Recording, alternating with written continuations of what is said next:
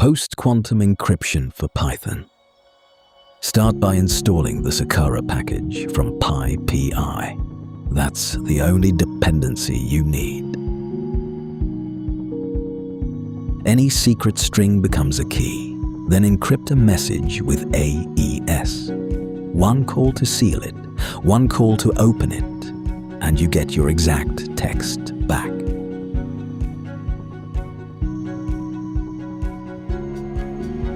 The very same two calls work on a file.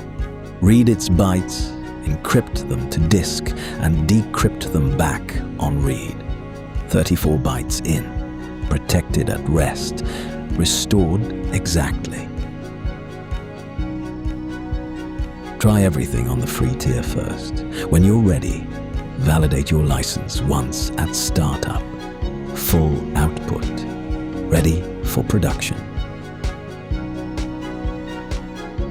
The same encryption runs across Python, .NET, Swift, Android, and JavaScript, using the NIST post-quantum algorithms and a BSI conformant profile.